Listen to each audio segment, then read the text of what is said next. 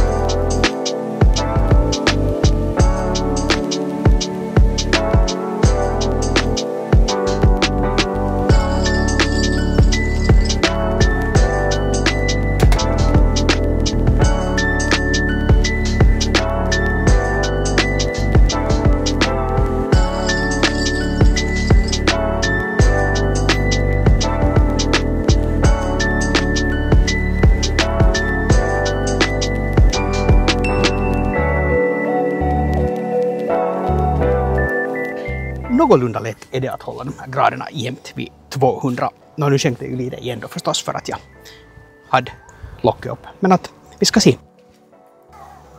Men nu har den varit i lite på övertid också.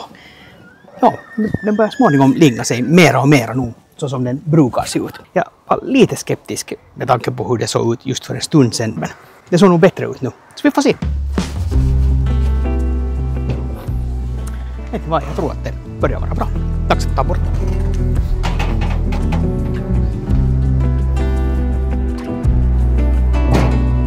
Ja, så där skulle den då se ut alltså. Mudcake som är gjord på grillen. Det ser ganska bra ut ändå. Jo, ser du? Se dit in i hur det ser ut. Riktigt bra. Till det här originalreceptet så hörde att man ska smälta till exempel helt vanlig mjölkchoklad och lägga på det som ett lager. Och sen ännu vispa grädde till och sätta på. Det blir lite nästan för mäktigt kan jag tycka. Så det var jag brukar göra till den här kakan, så det är helt bara att vispa grädde. Eller sen ta det med glass och det räcker riktigt bra. Nu bara den får stå och stelna så blir det nog riktigt bra än. Mums mums.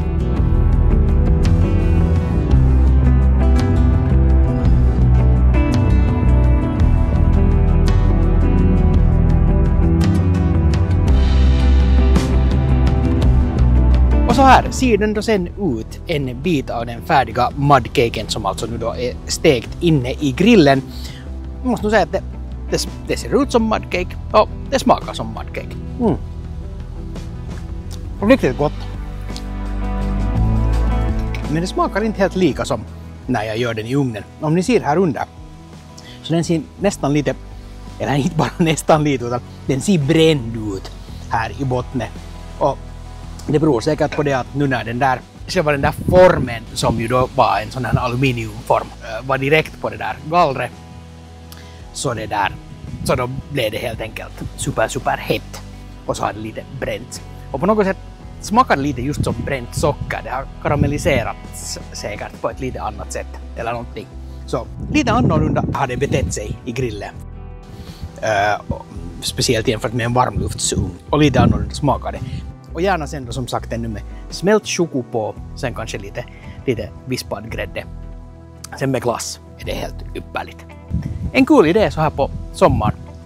Varför inte ta och baka och göra till exempel mudcake i grillen. Och i beskrivningen så hittar ni hela det här receptet, och det här funkar ju alltså skitbra att göra i ugnen också. Det blir precis lika gott. Så det där. Ja, sådan den här gången.